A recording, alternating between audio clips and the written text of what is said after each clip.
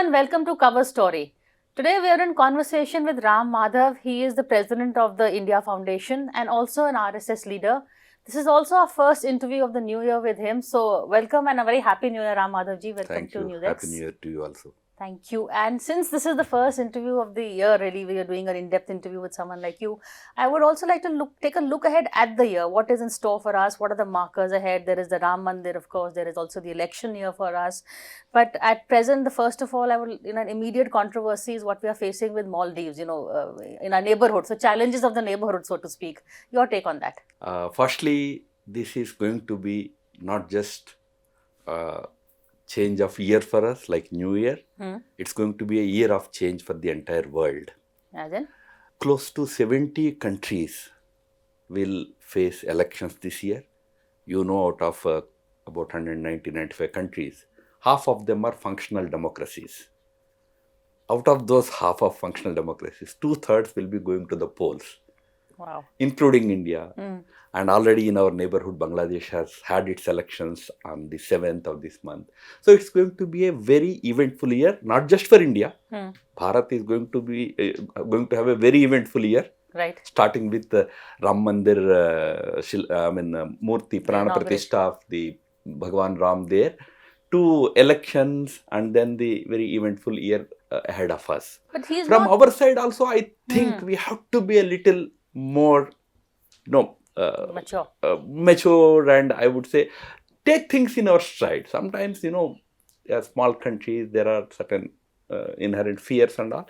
We should take it in our stride. We are a very big country. We are a very dignified nation in the world. So our social media, activists have to be a little more, careful. I would say. Because, my question was actually a follow-up on this only, because he's not the first Prime Minister to take a holiday in Lakshadweep. Even Rajiv Gandhi did that. So this kind of reaction that it has provoked in Maldives, is it to the nature of the way we had portrayed it in our messaging? Not really. I mean, Prime Minister's effort is also partly to develop Lakshadweeps into a major tourist destination. I mean, as a sovereign country, as the Prime Minister of this country, it's one of his agenda items that India should become a destination for both for Indians also. These places should become destinations for Indians also, but also for international tourists. This is not in the context of any other country. It's unfortunate that some people in Maldives thought that it is probably, something in their context. No, it is India's Prime Minister's initiative to showcase India's beautiful destinations like Lakshadweep. Of course, they need a lot of infrastructure development to reach to the level of some of the other such tourist destinations. But nevertheless, we do have such beautiful places. That's what Prime Minister wanted to probably showcase. That helps in the development of that small island. Island of about less than 1 lakh people. In their livelihoods, a lot of benefits are going to accrue. And it's going to become a major attraction, tourist attraction. India has also been accused of not just a nationalism, but a very aggressive nationalism. And not India, but mostly people say it's the BJP and the Modi government that, ups the ante on everything. Is this the case over here also? I don't call it aggressive nationalism. But yes, we are more assertive about our national identity. We are more proud today. When people saw those visuals of Prime Minister on the beaches of Lakshadweep, suddenly people in our own country realized that we never thought that we have had such wonderful destinations in our own country. Correct. This is just one case. Whole country has so many such wonderful places, so much of rich heritage, so much of rich culture. So that pride is returning in our country. So that is what is manifest in media, social media, public behavior. Some people feel it is aggressive nationalism. I don't call it aggressive. It is assertion of a nation of its own soul. The national soul is probably reasserting. In fact, the joke, of course, is not having conquered land. The Prime Minister is now looking to conquer the sea. But, moving forward, in keeping with this assertive nationalism, the temple movement is also being seen as a matter of national pride. The opposition leaders have been invited. If they don't go there, the mulling is that, we'll be accused of being anti-national. The religious choda anti-national if we don't go. So, everything is being linked to religion. How do you see to nationalism? This movement, Ram Janmabhoomi movement, the leaders of the movement have always held it above politics. I would like to draw your attention, and through you the attention of all the viewers, that when the Shilanyas happened in 1989, Right. you may recall that Prime Minister Rajiv Gandhi sent his Home Minister, Mr. Butta Singh, as the government's representative at the function, at the Shilanyas ceremony. So, as far as the organizers of the movement, they are concerned, those who are associated with Vishwa Hindu Parishad and allied organizations, they always held it as a symbol of nations, as I said, reassertion of its soul, its cultural revival, and most importantly, Ram always symbolized for us a symbol of national unity. Ram unifies the whole nation. That's how we always looked at it. The organizers have always looked at it. In that same spirit, the spirit was the same in 1989. The spirit continues to be the same in 2024 when the Ram Lala's Pran Pratishtha happens on 22nd of January. Now, invitations have been extended to diverse sections of our society, leaders of different sections, cross-sections. Industrialists have been invited, media personalities have been invited, film personalities have been invited, social leaders, political leaders, everybody has been invited. Now, whether to go there or not to go there is a decision that obviously they will take based on their own understanding and their own priorities. But as far as organizers are concerned, it is an effort to display that spirit, that this symbolizes the country's rich cultural heritage. It belongs to everybody. You may belong to any political party, any religious organization. This inheritance belongs to each and every Indian, 1.4 billion Indians. But in the messaging, is the Congress making a faltering? Because they've always they tried to play the Hindu card in Madhya Pradesh, Rajasthan, and failed because somehow they've not been able to convince the voter what is lacking. Because as you said, 89 mein they are the ones who did the Chilanyas, but they never owned up to it, and still not owning up to it. What have they done right in recent years, you tell me? That's So, the part. they have huge issues with Ram Mandir at Ayodhya. They are giving various types of statements, politicization, etc., etc. Their own chief minister in Chhattisgarh, former chief minister, Mr. Baghel, went around inaugurating Ram temples in the state. I mean, if you build and inaugurate a Ram temple, that's a secular activity. If some magnificent temple is coming up in Ayodhya, you have 100 types of doubts, suspicions, criticism and all that. Congress has to decide what they want to, how they want to look at all these things. As I said, this Ram temple agitation has had a history of, the locks were opened when Mr. Rajiv Gandhi was the Prime Minister in 1986.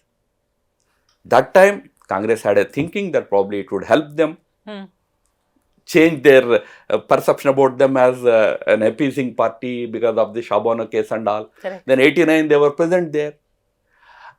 Today, which route to take? Let them decide. Faltering has become the core characteristic of that party. Very Hamlet, like they just can't decide where to go. But so, what do you see the challenges, or what does the year ahead hold for us? What are the markers that one should be looking for? One thing I could see is the kind of very emotional grassroots level response that we are all witnessing about Ram Temple. Gives me an indication that we are entering into a very significant phase in our national life. Something that should have happened in 1947 after independence is somehow happening now, where the core sentiment across the spectrum, leave aside leaders of political parties, across the spectrum is about a pride in one's national identity, one's cultural identity. That kind of great sense of pride is what we are witnessing right at the grassroots, all over the country. It bodes very well for the nation. The whole effort of Prime Minister in the last few years has been to rouse this kind of a sentiment of pride, national pride, patriotism you call it, but also love for the culture and all. That will help in taking this country forward, in a much more coherent way.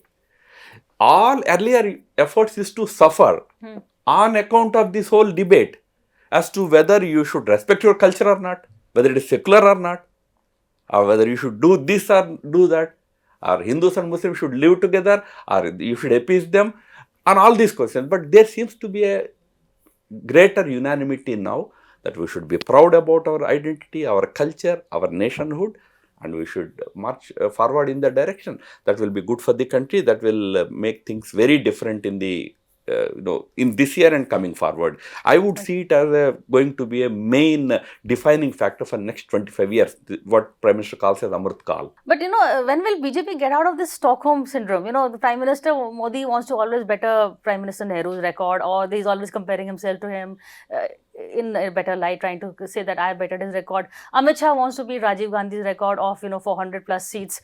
Why is this benchmark always? The BJP should stop looking back and start looking forward. As far as I know, none of them have said anything like that until now. The but these are all interpretations that one can give.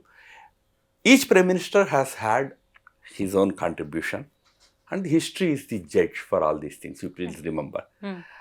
Whatever Nehru might have thought about himself, and at one point historians have written that Nehru used to feel very sad that what would happen to this country after him.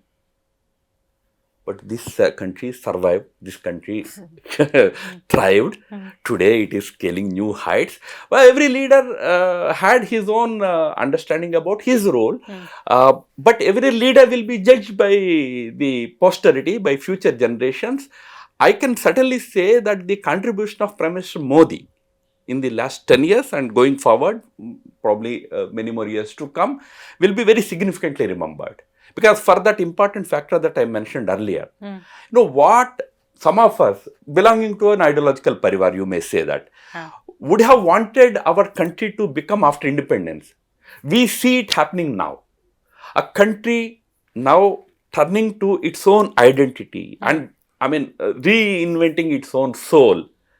That is happening under the current leadership. For that, Prime Minister Modi will always be remembered in history. I think that will be his significant and standalone contribution in the history of our country. But yet, we are seeing reports of how, the BJP propaganda vans are being stopped for not saying Bharat Sarkar. Why Modi Sarkar? Why not Bharat Sarkar?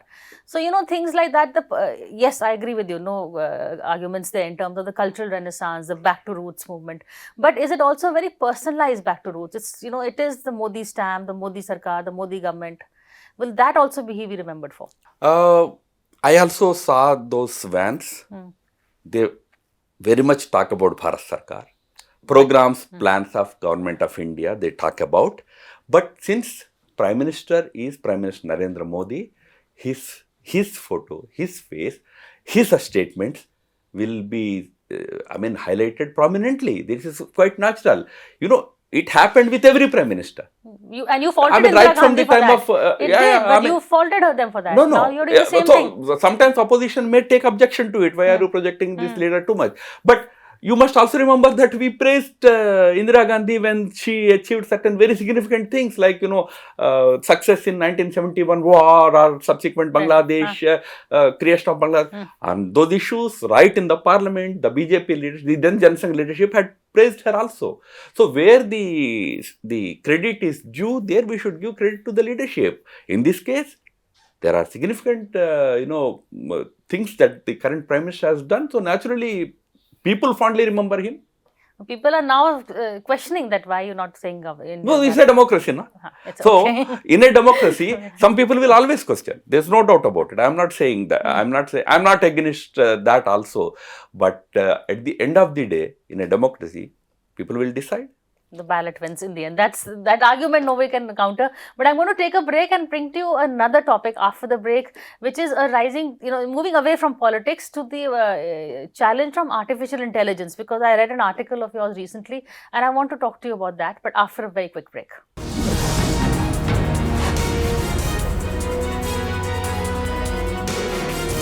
Hello and welcome back to a cover story conversation with Madhav. Madhavji, we talked politics, but a bit about, in terms of social, cultural context or technological, how do you see the challenges ahead in the year to come? Especially, I think, artificial intelligence, which was celebrated a lot in 2023, but at the end of 23, there's a note of caution that has come. People are, Elon Musk is saying, press a pause on it. You wrote about that. So can you, share some of those thoughts? We have entered the era of artificial intelligence, or for that matter, big data, robotics. This is the era we have entered in technology, I would say. This era is going to revolutionize the living of the human beings on this planet. It is going to revolutionize everything in our life. And when I say everything, right from our private lives to our politics. It's going to impact everything in our lives. So when you are entering into that kind of an era, which is going to completely change the way you have lived in all these years, centuries and all, it's always essential that you pause for a moment and think how far and where to stop. There are so many benefits of artificial intelligence. Nobody denies it. We should benefit from all that.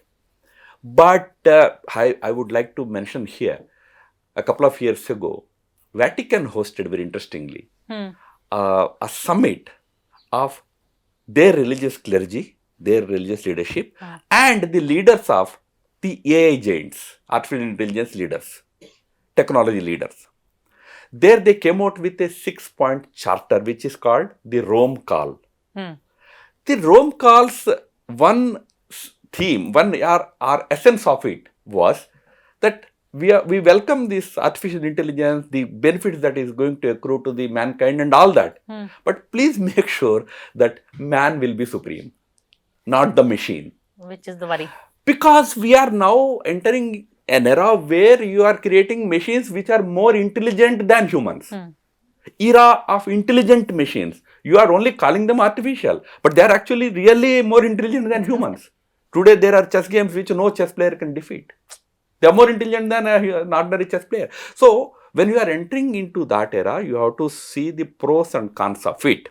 Let me just add one line why I am saying this for better understanding. You see, when automation happened, industrial revolution happened, that was a major upgradation of humankind's living style or living standards. But when industrial revolution happened, suddenly machines started playing a major role in production and everything. There was a Karl Marx standing up and saying that this is all good, but what about the sufferings of the workers? I may disagree with his philosophy of Marxism and communism, but there was a philosophical intervention there. Then out of that came so many issues like human rights debate happened, and we came out with human rights, fundamental rights of workers, fundamental rights of humans. We did not allow this age of machines to, hostage, make people hostage. Do we have any intervention of philosophers today? Today everything is going to be decided by Elon Musk. Everything is going to be decided by, Sundar Pichai or somebody, Google or Microsoft. They will decide everything. We need to have some intervention. We welcome changes, but changes will have different consequences. When nuclear research reached the stage of a bomb, we had a horrible consequence. Subsequently, we decided that no, we should control it. Can we think of the negative consequences of it and then decide how to use it better? So you're saying, press pause before, and don't do it as an afterthought, but do it as a since you mentioned about Elon Musk and another 35,000 eminent people got together and gave a call that you pause it for 6 months. Let us first debate over how far we should go, where to stop. I'll give you another analogy. So we are progressing with rapid speed in genetic technologies also, genome and all those things also. Now tomorrow, if genetic scientists decide to create, in our epics we have people with horns, people with long teeth, people with tail. If somebody says, I will create them, do you let him create them? Then you will say no. What is the purpose of that creation? So some Good red lines analogy. you have to have while you benefit fully out of these new frontiers that you are crossing. You would have some philosophical outlook about Also. what is good and what's not good. Speaking, carrying on with tech, but I want to take it back to the general elections. In 2014, you played a lot of key role in the social media messaging of the BJP and Prime Minister Modi. Since then, has social media is becoming more and more dominant? Do you see this election also? What are the worries? Deep fakes, etc. How will the election be fought on what platforms do you see? Of course, this is one concern that many countries have today about the negative role that this AI-driven, tech Campaigns. tools could play in the course of elections and everything. I mean, you talked about deep fakes.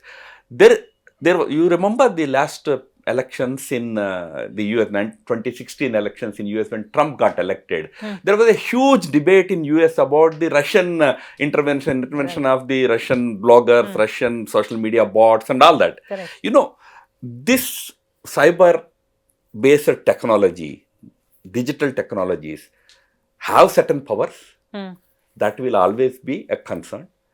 But as far as Indian elections are concerned, I don't think we have reached a stage where we should be very overtly worried about some foreign countries intervening and trying to influence our opinion. Because all said and done, even to this day, our grassroots electorate depends on its own wisdom, its own intelligence, its own judgment of individuals. It doesn't go by what Twitter says or Facebook says. To that extent, we have a mature electorate. Hopefully, these things will not have a big impact on our elections. But having said it, social media for all the parties, not just for BJP, it's a very important tool in electioneering. And also, I'm seeing there's a trend in terms of messaging. People are now moving away from mainstream channel messaging platforms to YouTubers are getting a lot of. So people without, whatever it is, at least in the mainstream media, there is some kind of a ethical editorial line that is taken. YouTube, everything goes. So is that going to help the dialogue and the narrative, or is that going to, confuse the voter even more? I mean, I don't want to be judgmental about either mainstream or Just alternate as an analyst, media. I thought since you. But fact remains that there is an alternate media today in the form of YouTube channels, podcasts, various other medium is available. And it's a democratic media. Since it's a democratic media, like in a democracy, you can't control every individual. Right. You can't control every individual on social media also. It's a democratic media. So, lot of good YouTube channels are there, which have huge following, and the number is growing. So, it's actually a competition to you all in the mainstream.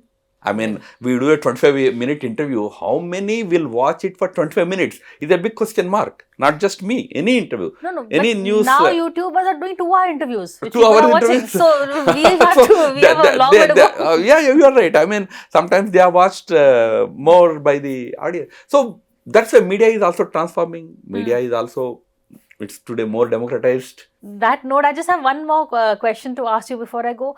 In terms, where do you see India emerging in 24 in terms of, last year we dealt with US, China, we were being used as a counter to China. Do you see that still happening where, or have we now? I see that India has almost today taken off in the sense that we have now reached that level of a global player. We have become economically strong, politically stable. We have a stable government. I'm sure this stability and this kind of stable arrangement will continue for next 5 years also. And in terms of global repute, today we enjoy great reputation in the world. In that sense, we today have taken off. Similar efforts were made by Nehru also. But that time, we neither had economic strength, nor social cohesion, nor that kind of We were just stable, emerging strong as a emergence. nation. Today we are a very different and very strong nation in the eyes of the entire world. We have taken off today. This trajectory should continue. One important thing on which the whole country should focus is on economy. Yes. If we can continue to focus on economy for next, say, 5 to 10 years, we will definitely be a very big country. I mean, sometimes people call it Vishwaguru, etc., etc. But I would definitely say in next 20 years, India has the potential to become the top power, one of the top powers in the world. We have taken off now. On that. And do you want to make a prediction? You said, we are coming back, but in terms of seats, do you see them bettering the record? Because the South is still not with you. Personally, I don't agree with that. I come from South. I can tell you, if depending on what moves the party leadership makes, it also depends on that. But given right moves are made, you will have surprising results coming from the South Indian states also. I can tell you about states like Telangana. Karnataka, of course, has been always very strong. Even Tamil Nadu might send us good number of MPs for BJP. Tamil Nadu, yeah. The way the done BJP is now emerging as the lone alternate voice to the DMK there. That will give very good, response this time. And you must remember, Prime Minister Modi's appeal is pan-Indian. It's North, South, it's not like that. It's pan-Indian. Party, in terms of its organizational strength, that may vary from North to South. But pan-Indian appeal of Modi cannot be contested. It is all across the country. That will help the party.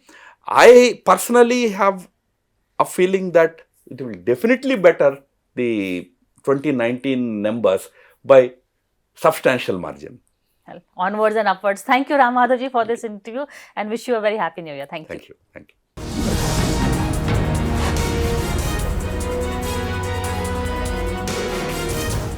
For more such videos, subscribe to the NewsX YouTube channel, hit the bell icon.